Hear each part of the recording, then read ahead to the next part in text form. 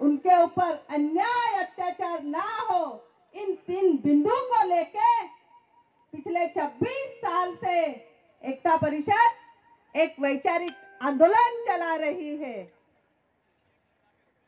पिछले 2-3 साल से एकता परिषद में काफी महिलाएं भी जुड़ी है और महिलाओं को भी लग रहा है कि अगर इस दुनिया में अन्याय अत्याचार ना हो, ऐसा अगर हमारा समाज वैचारिक आंदोलन चला रहा है तो हम भी सभ्यता वाले, संस्कृति वाले महिलाएं हैं, तो हम भी हमारा आंदोलन क्यों ना चलाए। हम भी मानव है।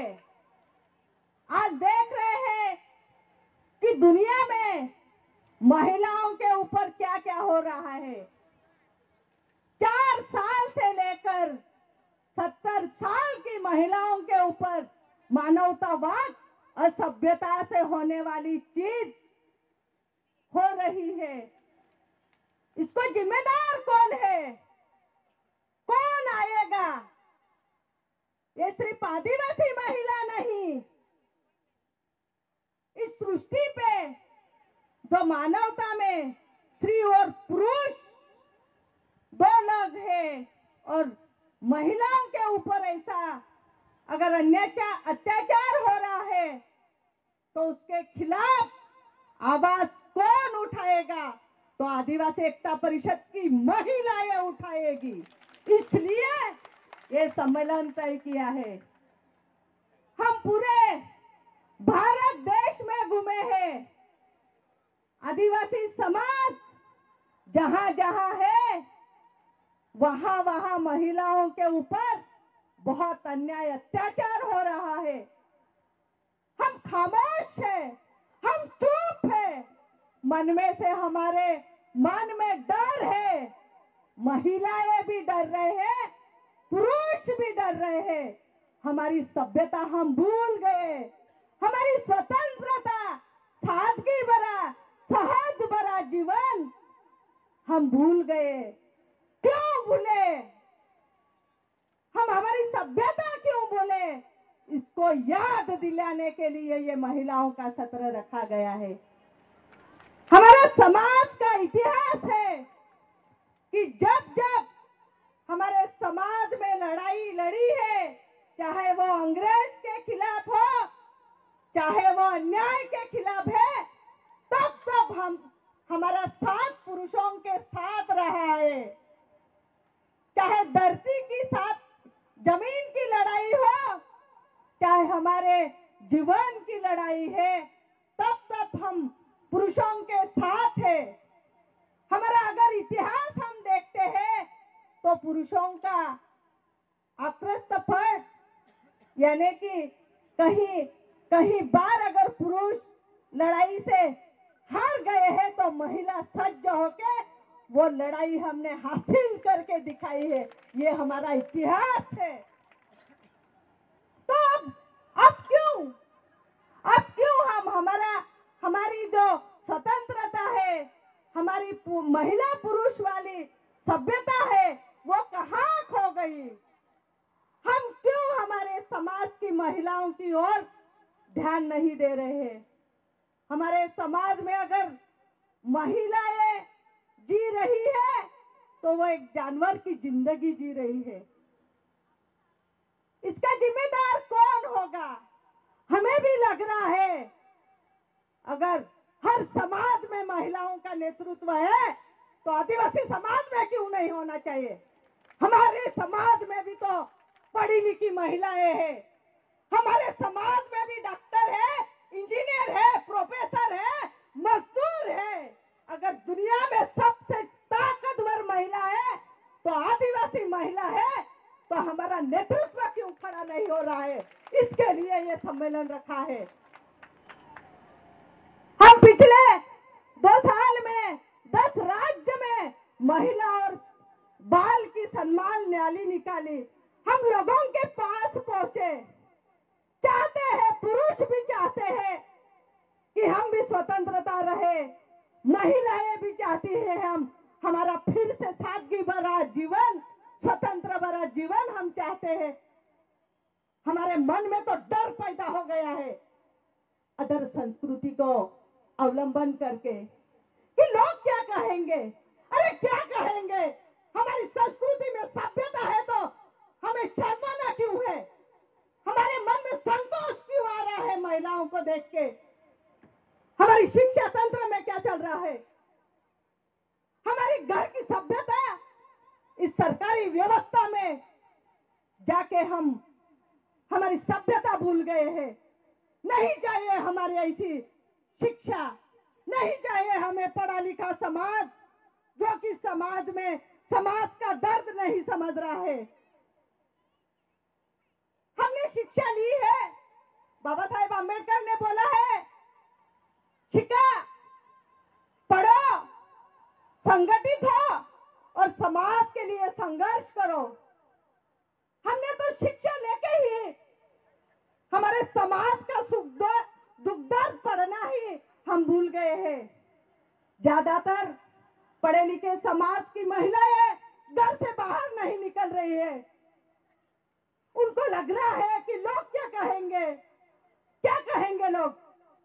हमारे समाज का अगर हम सर्टिफिकेट लेके हम पढ़े हैं तो समाज का सुख दुख हमारी गांव की महिलाएं किसके आगे तय करेंगी। क्यों नहीं स्वतंत्र एक अस्तित्व नेतृत्व तैयार हो रहा है, डर के मारे। ये डर हमको निकालना है।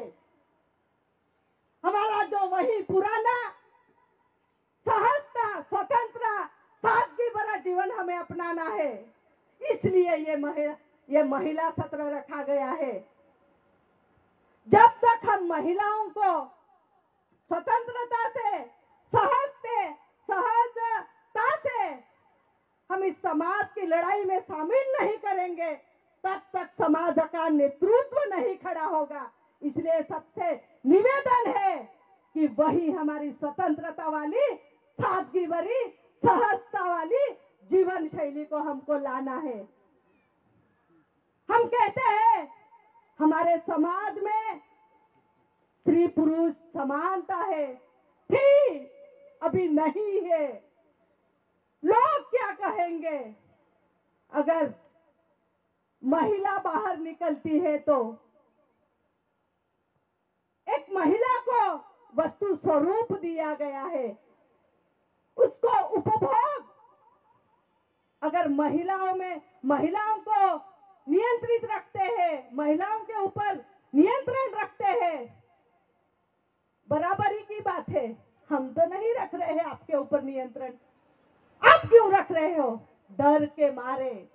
ये डर हमको निकालना है, महिलाओं की बेड़ियों को तोड़ना है और अपना जीवन, अपनी संस्कृति हमको जैसे थे लाना है। इसके लिए ये महिला सत्र रखा गया है।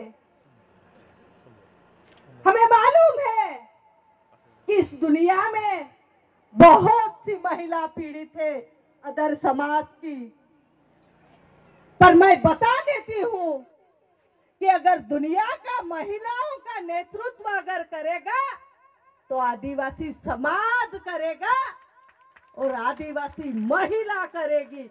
इतनी उसमें नेचुरल ताकत है। वो ताकत दिखाने के लिए ये महिला सत्र रखा गया है, जो हमारी संस्कृति को महिला बचा सकती है, हमारी जीवन शैली को महिला बचा सकती है। इसलिए महिलाओं के लिए ये सत्र रखा गया है। पिछली बार गुजरात में हुआ था। इस साल दादरा नगर हवेली में हो रहा है और ये वैचारिक आंदोलन हम ऐसे ही आगे बढ़ाते रहेंगे। इस मंच से मैं बता देती हूँ कि आदिवासी महिलाएं भी चाहती है कि आदिवासी समाज से एक राजनीतिक नेतृत्व खड़ा हो, सामाजिक नेतृत्व खड़ा हो, नौकरी करने वाले महिलाओं का नेतृत्व खड़ा हो। इसलिए ये आदिवासी महिलाओं का एक साथ महिला सत्र रखा गया। मैं दादरा नगर वासियों को दिल से हार्दिक हार्टली उनको मैं थैंक्स बोलती हूँ कि ये कारवा चलता ही रहेगा और हर साल नए नए वैचारिक वाली महिलाएं इस मंच पे आएगी। बताने वाली तो बहुत बात है, पर हर एक महिलाओं के उसके क्षेत्र के बारे में समस्याएं हर एक महिला बताएगी कि हमारा कुपोषण कैसे कम हो, हमारी महिलाएं अन्याय अत्याचार के खिलाफ कैसे सज्ज हो, सतर्क हो, हमारे समाज में महिला मृत्यु कैसे कम हो, माता मृत्यु कैसे कम हो, हमारे बच्चे कैसे अच्छे स्कूल में पढ़े, हमारे नसीब में ही सब कष्ट वाला काम क्यों हो। हम भी तो चाहते हैं हमारे बच्चे भी अच्छे स्कूल में पढ़े, हमारे बच्चों के पेट में भी 2 वक्त का अच्छा खाना जाए, हमें ही ऐसा नसीब क्यों। ये बात बताने के लिए ये मंच रखा गया है। मैं सभी से निवेदन करूंगी कि जिनको जिनको समाज के प्रति प्रेम हो, जिनको जिनको यहाँ के खुल के बात करनी हो, वो आए और अपनी विचार रखे। मैं इस मंच को दिल से नमन करती हूँ कि जिन्होंने मुझे बीच वक्तव्य के काबिल समझा, और धन्यवाद देती हूँ। बहुत खूब दीदी। हमारे